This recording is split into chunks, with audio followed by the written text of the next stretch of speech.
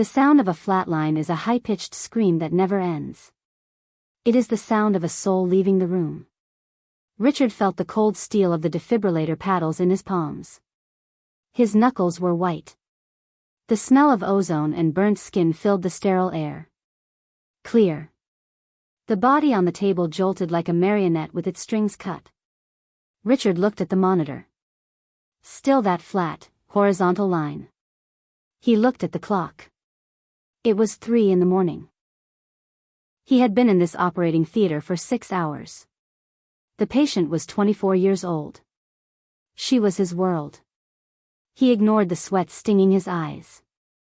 He ignored the head nurse telling him it was time to call it. He felt the weight of his entire career crashing down into a single point of failure. This was the moment his life split in two. The moment before he lost everything. And the moment he realized he was the one who killed her. But we have to go back. We have to go back to the beginning of the end. It started with a quiet Tuesday. The hospital was a labyrinth of white linoleum and the smell of industrial antiseptic. Clara walked through the sliding glass doors. She was alone. Her footsteps were the only sound in the lobby. She carried a small overnight bag. It was worn at the edges. She had no one to hold her hand. No one to tell her everything would be okay. She was 39 weeks pregnant.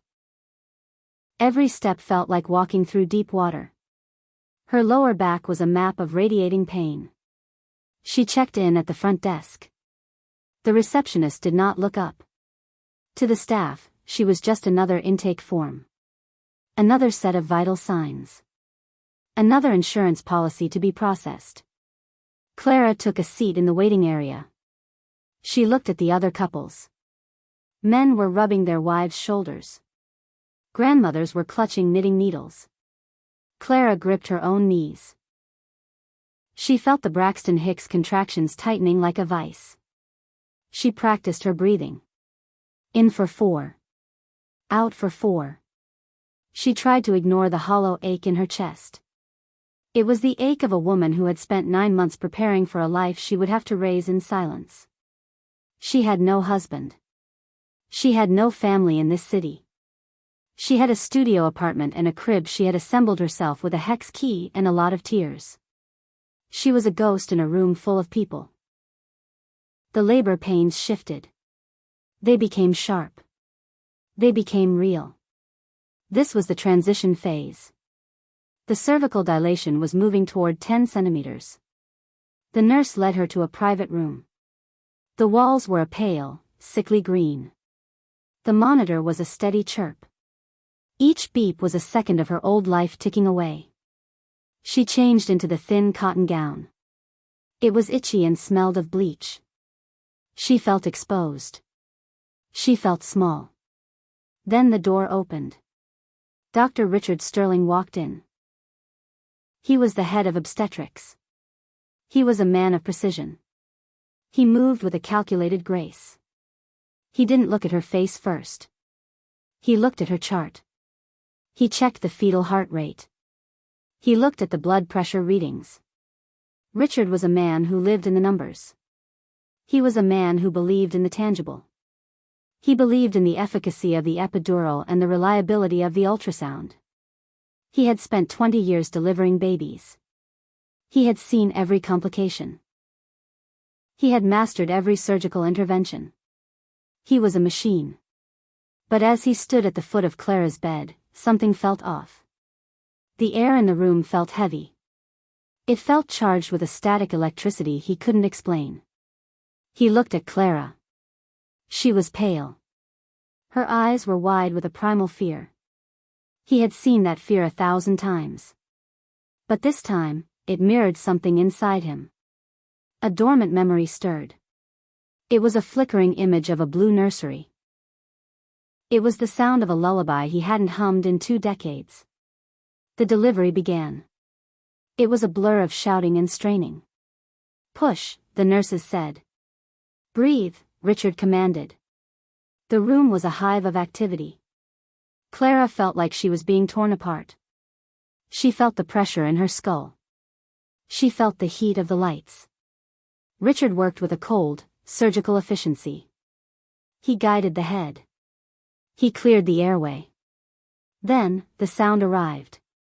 It was a thin, high cry. It was the sound of air hitting lungs for the first time. The baby was here.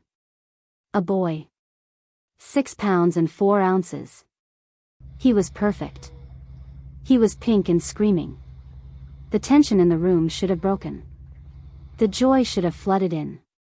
But Richard froze. He held the newborn in his gloved hands. He felt the tiny weight. It felt like a lead weight. He looked at the baby's face. He looked at the shape of the eyes. He looked at the tiny, distinct birthmark on the infant's left shoulder.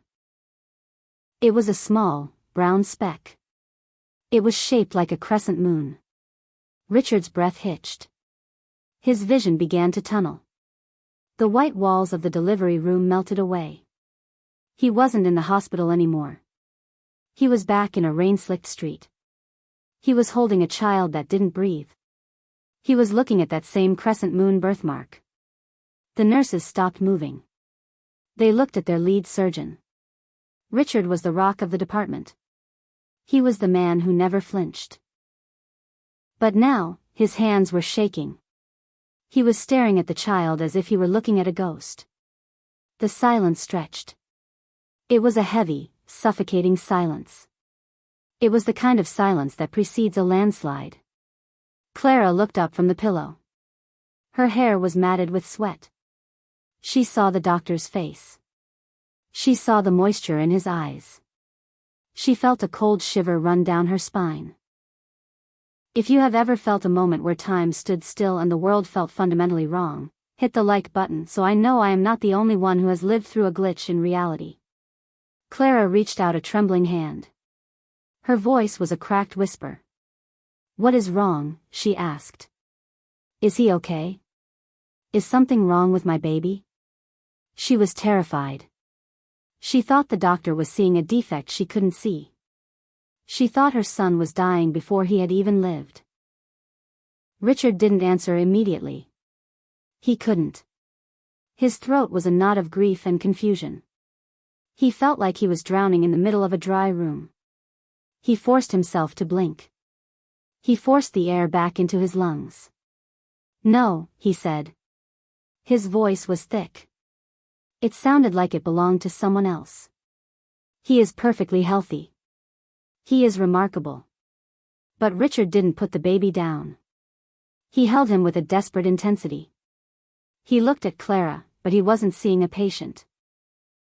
He was seeing a puzzle piece that had been missing for 20 years. He was seeing a miracle that shouldn't exist. Clara's relief was only temporary. The unease returned. She saw the tears tracking through the powder on the doctor's mask. She saw the way his fingers curled protectively around her son. She felt a strange, magnetic pull toward this man. She felt like they were connected by an invisible wire. "May I?" Richard asked. He took a step closer. He didn't wait for an answer before he cradled the baby against his chest. He felt the heartbeat. It was fast. It was a drumbeat of life. As he stood there, the memories he had buried under years of medical journals and double shifts came roaring back. He remembered the smell of the nursery he had painted. He remembered the car accident. He remembered the legal battle that followed. He remembered the settlement papers he had signed in a cold, mahogany office. He had been told there was no hope. He had been told the lineage ended there. Clara watched him. She saw the way he looked at her son. It wasn't the look of a doctor. It was the look of a man who had just found a treasure in a wasteland. "Do you know my baby?" she asked. It was a ridiculous question. The child was 5 minutes old. But the words felt right. They felt necessary. Richard looked up. He met her eyes. He saw the same loneliness in her that he had carried in himself. "I did, once," he said. The words were a riddle. They were a confession. "I feel like I have known him forever." The room seemed to tilt. The nurses were whispering in the corner. They were talking about the doctor's breakdown. They were wondering if he was fit to continue. But Richard didn't care about his reputation. He didn't care about the hospital board or the surgical protocols. He felt a profound sense of destiny. He felt like he had been walking in the dark for 2 decades and someone had just flipped a switch. He gently handed the baby back to Clara. The warmth of the child transferred to her. She felt a sudden, overwhelming sense of security. She had come here alone, but she felt like she was no longer a party of one. Richard stepped back. He looked at his hands. They were steady now. The baby was the anchor. He felt a peace that surpassed his medical understanding. He knew the biological impossibilities. He knew the statistical likelihood of what he was thinking was near zero. But Richard Sterling was no longer a man of numbers. He was a man of fate. He knew that this birth was not the end of a shift. It was the beginning of a reckoning. He looked out the window. The winter sun was cutting through the gray clouds. It hit the glass and shattered into 1,000 points of light. He knew there was a secret hidden in Clara's medical file. He knew there was a name missing from the birth certificate. And he knew that if he went to the records room, his entire life was about to be dismantled. Clara held her son close. She felt the tiny heartbeat against her own. She looked at the doctor as he prepared to leave the room. "Thank you," she whispered. Richard paused at the door. He didn't look back, but his voice was firm. "You are going to be an incredible mother," he said. He closed the door behind him. The click of the latch sounded like a gavel. He walked down the hallway. He didn't go to his office. He didn't go to the break room. He headed straight for the basement. He headed for the archives. He needed to know who Clara really was. He needed to know where she had been 20 years ago. Because the birthmark on that baby wasn't a coincidence. It was a signature. And Richard Sterling was the only man alive who knew whose name was signed in that flesh. The elevator ride to the basement felt like a descent into another world. The lights flickered with a rhythmic hum. Richard leaned his head against the cold metal wall. His mind was a chaotic storm of dates and medical codes. He was thinking about the statute of limitations. He was thinking about non-disclosure agreements. He reached the records department. The air was colder here. It smelled of old paper and stale coffee. He moved toward the terminals. His fingers hovered over the keyboard. He typed in the name Clara Vance. He waited for the server to ping. The blue light of the screen reflected in his glasses. He was looking for a paper trail that started in a different state. He was looking for the dark room of a private adoption agency that had shuttered its doors in 2007. The screen flickered to life. A digital file appeared. It was thin. There was a lack of historical data that immediately raised a red flag. Clara had no medical history in this hospital system prior to her first prenatal visit. She was a blank slate. Richard navigated to the uploaded scans of her identification. He looked at her birth date. He looked at her place of birth. He felt the blood drain from his face. He felt the room begin to spin again. He pulled a crumpled photograph from his wallet. It was yellowed and cracked. It showed a woman with the same jawline and the same defiant spark in her eyes. Richard had spent 20 years believing that the woman in the photo was gone. He had been told the fire left nothing behind. He had been told the settlement was the only thing left of his legacy. He started a deep search into the financial records attached to the insurance billing. He saw a recurring payment from a blind trust. The trust was managed by a firm in the Cayman Islands. This wasn't the bank account of a struggling single mother. This was the fortress of a woman who was being paid to stay invisible. Richard leaned back in his chair. The leather creaked. He realized that the woman in room 402 wasn't just a patient. She was the living evidence of a conspiracy that had cost him his family. He felt a surge of rage. It was a cold, sharp feeling. It was the kind of anger that makes a man meticulous. He didn't just want answers. He wanted to dismantle the people who had lied to him. If you have ever felt the ground fall out from under you when you realized your entire life was built on a lie, hit the like button because we are walking through the fire together now. Richard stood up. He left the screen active. He didn't care about data privacy protocols. He walked back to the elevator. He needed to talk to Clara. He needed to know if she knew who she was. Or more importantly, if she knew who he was. He returned to the maternity ward. The atmosphere had changed. The night shift was coming on. The hallway was dimmer. He reached room 402. He paused at the door. Through the small glass window, he saw Clara. She was asleep. The baby was in the bassinet beside her. He pushed the door open. It didn't make a sound. He walked to the edge of the bed.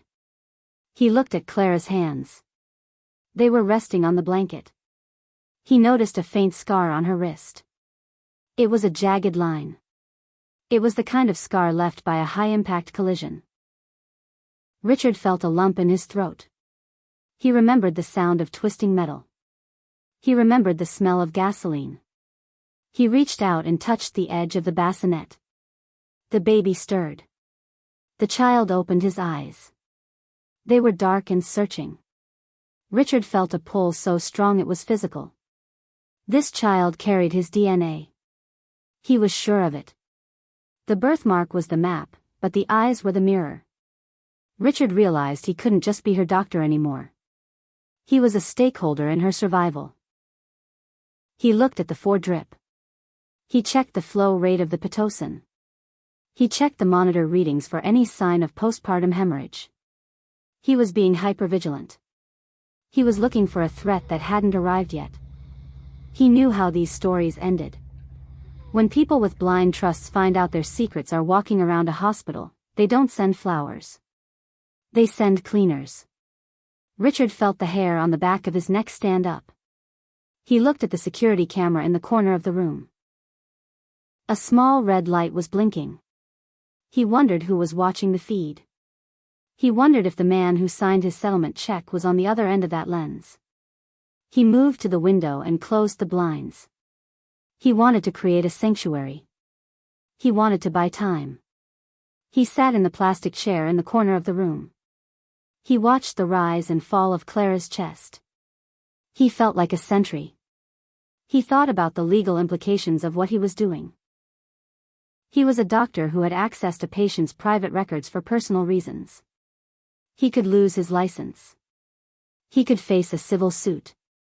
He could be barred from the profession he had given his life to.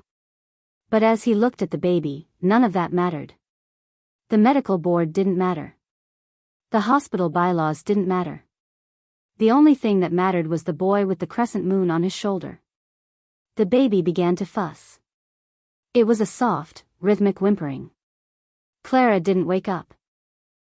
She was exhausted from the trauma of the birth. Richard stood up. He didn't call a nurse. He didn't check the chart. He reached into the bassinet and lifted the child. He held him against his shoulder. He felt the warmth. He felt the fragility. He began to pace the small room. He whispered to the child. He told him about a house with a big backyard. He told him about a dog that used to bark at the mailman. He told him about a woman who loved the sound of the rain. He was speaking to the past through the present. He was trying to bridge the gap of 20 lost years in a few minutes of stolen time. Suddenly, the door swiped open. A man in a dark suit stood there. He wasn't a doctor. He wasn't a nurse. He didn't have a badge. He had a suppressed tension in his shoulders. He looked at Richard. He looked at the baby in Richard's arms. His hand moved toward the inside of his jacket. Richard didn't move. He didn't flinch. He tightened his grip on the child. He felt the adrenaline spike in his system. This was the moment of no return. The mystery wasn't about the past anymore. It was about the next 10 seconds. Richard looked the man in the eyes. He saw the coldness of a professional. He saw the calculation of a predator. He knew that the tapestry of hope was about to be stained with blood. He knew that if he wanted to save the miracle, he would have to become the monster. The man in the suit took a step forward. The floorboards didn't even groan under his weight. He was a shadow given form. Richard felt the baby's heart beating against his own chest. It was a frantic, tiny rhythm. Richard didn't call for security. He didn't scream. He knew the internal logistics of this wing. The cameras in this hallway had a blind spot near the supply closet. He knew the response time for the floor's panic button was 3 minutes too slow. He looked at the man's hand. It was still tucked into the lining of the blazer. Richard shifted his weight. He used his body to shield the infant. He felt a cold, clinical detachment take over. He was no longer a healer. He was a man protecting a line of succession. "State your business," Richard said. His voice was a low growl. It was the voice he used when a surgical complication turned lethal. It was the voice of command. The man didn't speak. He scanned the room. He looked at the medical equipment. He looked at the sleeping woman. He looked at the digital display of the heart rate monitor. He was assessing the battlefield. He was looking for the quickest way to neutralize the threat. Richard realized he was the threat. He was the variable they hadn't accounted for in their risk assessment. He was the one man who could identify the child and the mother. He was the one man who knew the history of the Sterling Trust. The man finally spoke. His voice was like dry leaves on gravel. "Give me the child, doctor." It wasn't a request. It was an executive order. He stepped into the light. Richard saw the scar on the man's temple. He recognized the emblem on the man's lapel. It was the crest of a private security firm that handled high-net-worth liability. Richard felt a sickening realization. This wasn't a kidnapping. This was a repossession. They viewed the infant as an asset. They viewed Clara as a vessel. And they viewed him as an expired contract. Richard reached into his lab coat pocket. His fingers closed around a heavy steel hemostat he had forgotten to return to the sterile tray. If you have ever had to stand your ground when every instinct told you to run, hit the like button, because courage is just fear that has said its prayers. Richard didn't give the baby back. He backed away toward the window. He needed to wake Clara. He needed her to be a witness. He needed the noise of a mother's scream to pierce the silence of the wing. But Clara remained under the heavy fog of the sedative. The man in the suit drew a compact firearm. It was a subcompact model. Designed for close quarters. Designed for silence. He leveled the barrel at Richard's throat. "You're making this a liability issue," the man said. "We have the paperwork. We have the court order." Richard felt a laugh bubble up in his throat. It was a harsh, jagged sound. "Paperwork," he repeated. "You think a legal fiction can override blood? You think I'm going to let you take him back to the people who burned his history to the ground?" Richard knew he was bluffing. He didn't have a plan. He had a piece of medical steel and a dying sense of professional ethics. He looked at the monitor. Clara's heart rate was climbing. She was beginning to fight the medication. Her eyelids flickered. She was sensing the predatory presence in the room. The man in the suit adjusted his grip. He was losing patience. He didn't want a scene. He wanted a quiet exit. The mystery of the blind trust began to unravel in Richard's mind. He saw the connections now. The legal firm that had handled his divorce. The insurance adjuster who had declared the car fire an accident. The hospital board members who had fast-tracked his promotion after the tragedy. They weren't rewards for his skill. They were payments for his silence. They were keeping him in a gilded cage so he wouldn't look for the survivors. They had built a wall of bureaucracy around his grief. And now, the wall was crumbling. The man in the suit took another step. The barrel of the gun was inches from Richard's chest. Richard saw Clara's hand move. It was a slow, deliberate reach toward the call button. She wasn't fully awake, but she was a mother. She was a lioness in a paper gown. Richard kept the man's focus on him. He stepped to the left, drawing the line of fire away from the bed. He talked. He used technical jargon to confuse the man. He spoke about the child's oxygen saturation. He spoke about the risk of neonatal respiratory distress. He acted like a doctor who was concerned about a patient's health. He was buying seconds. He was counting the blinks of the red light on the security camera. Then, the monitor flatlined. It was a sudden, jarring screech. Richard hadn't pulled a wire. He hadn't touched the machine. Clara had reached out and yanked the lead off her chest. The alarm was deafening. It was the loudest sound in the world. The man in the suit flinched. It was a momentary lapse. A fraction of a second where his training failed him. Richard moved. He didn't think. He didn't calculate. He lunged forward. He drove the steel hemostat into the man's forearm. He felt the resistance of muscle. He heard the man grunt in pain. The gun clattered to the floor. Richard didn't wait for a counterattack. He turned to the bed. Clara was sitting up. Her eyes were wide and wild. She looked at the blood on the floor. She looked at the man in the suit. She looked at the baby in Richard's arms. "Run," Richard shouted. He grabbed the overnight bag from the chair. He grabbed the emergency discharge papers he had signed earlier as a precaution. He didn't know where they were going. He didn't know how they would get past the front desk. But he knew that the hospital was no longer a place of healing. It was a kill zone. He handed the baby to Clara. He saw the recognition in her eyes. She knew. She didn't need the explanation. She saw the ghost of her own past in the doctor's desperate face.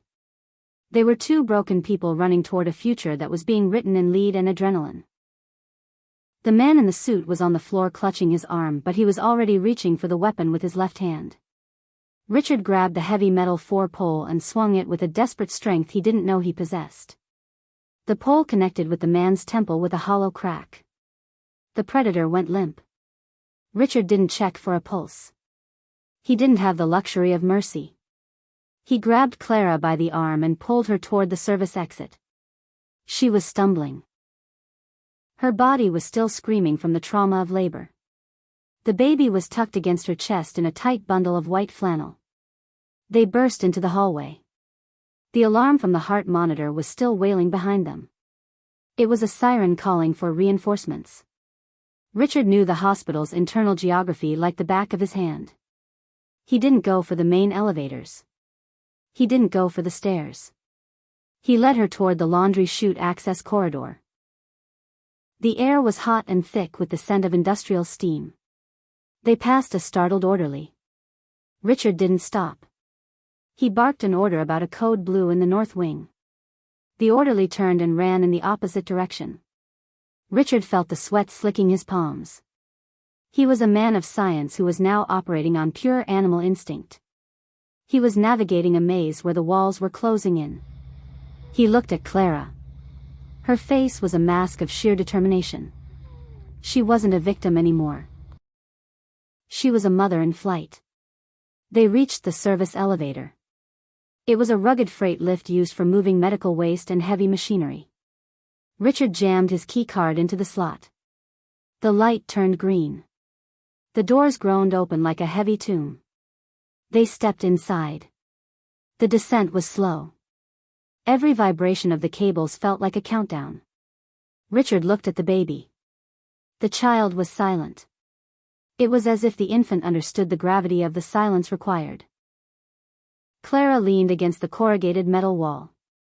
She looked at Richard. Her voice was a ragged breath. "Who are they?" she asked. Richard looked at the floor.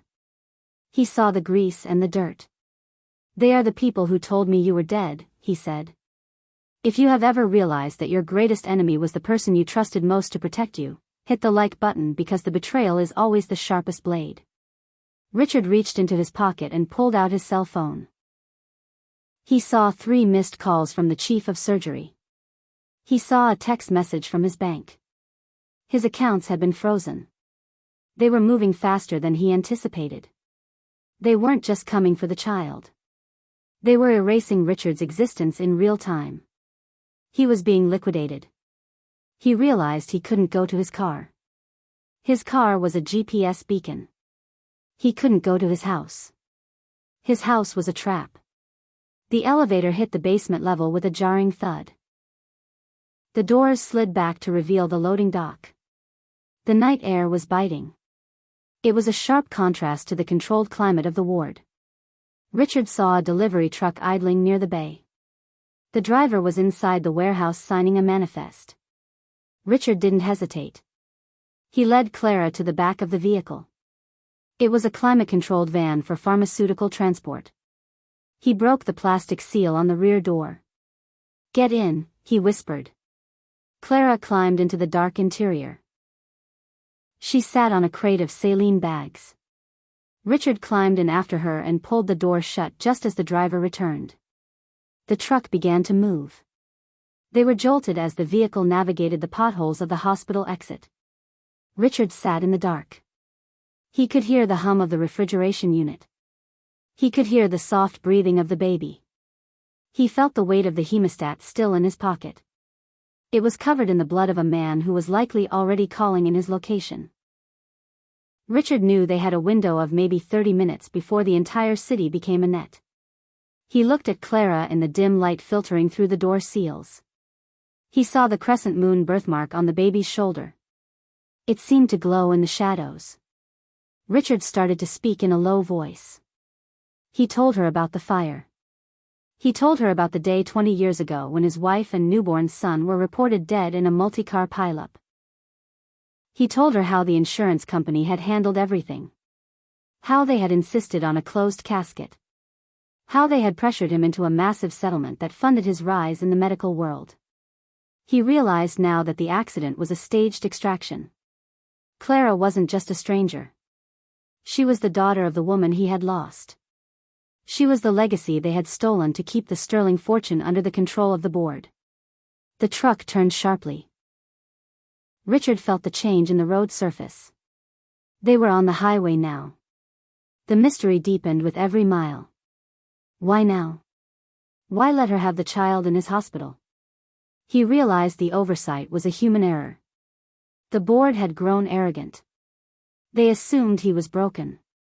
They assumed he was a loyal soldier who wouldn't look past the chart. They didn't count on the birthmark. They didn't count on the biological imperative of a father's recognition. Richard looked at his hands. They were stained. He was a man who had spent his life trying to save people, and now he was a man who was prepared to burn everything down to keep this one small life safe. Suddenly, the truck began to slow down. It wasn't a stoplight. It wasn't traffic. Richard heard the sound of a siren. It was distant but growing louder. Then he heard the heavy thump of a helicopter overhead. The searchlight swept across the highway. A beam of white light sliced through the gaps in the truck's rear doors. It flickered across Clara's terrified face. They were being hunted from the sky. Richard knew the truck wouldn't make it to the state line. He looked at the crates around them. He saw a box of emergency flares and a tank of pressurized oxygen. He looked at Clara. He saw the fear in her eyes, but he also saw a glimmer of hope. He knew what he had to do. He had to create a diversion that would make the car fire from 20 years ago look like a flickering candle. The searchlight slashed through the darkness of the trailer like a blade. Richard grabbed the oxygen tank. He checked the valve. It was a high-pressure cylinder. He knew the physics of a rapid decompression. He knew that if he punctured the seal near the flares, the back of the truck would become a thermal oven. He looked at Clara. He pointed to a small access hatch in the floor of the trailer used for drainage. "You have to go," he said. His voice was a flat line. He handed her his burner phone and the emergency cash he kept in his medical bag. "Go to the address in the Notes app. It is a clinic. Tell them the Eagle is grounded." Clara shook her head. She gripped his sleeve. Her knuckles were white. "You won't survive this," she whispered. The baby began to cry. It was a thin, fragile sound that was swallowed by the roar of the helicopter. Richard looked at her. He didn't see a patient. He saw the only living part of himself. "I died 20 years ago, Clara. This is just the paperwork catching up." He helped her lower herself into the cramped drainage space. He watched her tuck the infant into the crook of her arm. He saw the fire in her eyes. He saw the survival instinct that had kept her alive through 2 decades of exile. He closed the hatch. He covered it with a heavy pile of discarded surgical blankets. The truck slammed on its brakes. Richard was thrown against the side of the metal wall. He heard the shouting of men outside. He heard the metallic slide of bolts being drawn. He grabbed a flare. He struck it against the floor. The phosphorus ignited in a blinding gout of red smoke. He kicked the valve off the oxygen tank. The hiss of escaping gas was a scream. He felt the pressure in his ears spike. He looked at the rear doors. They were swinging open. He saw the silhouettes of 3 men in tactical gear. He saw the laser sights dancing on the crates. He didn't wait for them to fire. He dropped the flare into the path of the rushing oxygen. If you have ever had to burn your entire world down just to make sure one person could walk away from the ashes, hit the like button because that is what a father does. The explosion was a wall of white heat. It ripped the doors off their hinges. It sent a shockwave across the highway that shattered the windows of the following patrol cars. Richard felt the world dissolve into a roar of orange and yellow. He felt the weight of the truck lift. He felt the silence of the void. For a second, he was back in the blue nursery. He was holding a child that didn't scream. He was smelling the rain. Then there was only the cold night air and the sound of crackling metal. Clara felt the heat through the floorboards. She felt the truck tilt and skid. She held her breath until her lungs burned. She felt the vehicle come to a grinding halt in the soft dirt of the median. She waited. She heard the secondary explosions of the tires. She heard the chaos of the emergency crews. She pushed the hatch open. The air was thick with soot. She crawled out from under the chassis. She didn't look back at the burning wreck. She didn't look for the man who had just traded his life for hers. She ran into the woods. She moved with a phantom strength. She followed the compass on the phone. She followed the rhythm of the tiny heartbeat against her chest. 6 hours later, the sun began to rise over the city skyline. It wasn't the winter sun of yesterday. It was a pale, gold light that promised nothing but the truth. Clara reached the clinic. It was a nondescript brick building in a part of town the board ignored. She knocked on the door. A woman in a lab coat opened it. She didn't ask for a name. She looked at the baby. She looked at the crescent-moon birthmark. She stepped aside. "Welcome home," the woman said. Clara sat on a cot. She felt the adrenaline leave her body. She felt the weight of her new reality. She was a woman with no past, holding a child who was the future of a fallen empire. The news reports that morning showed a tragic accident on the interstate. They spoke of a prominent surgeon who had suffered a mental breakdown and kidnapped a patient. They showed a photo of Richard Sterling. He looked composed. He looked professional. They said no survivors were found in the wreckage. They said the Sterling Trust would be liquidated and donated to the hospital board. It was a clean story. It was a perfect lie. But in the basement of the clinic, Clara was opening a digital file Richard had sent in the final seconds before the blast.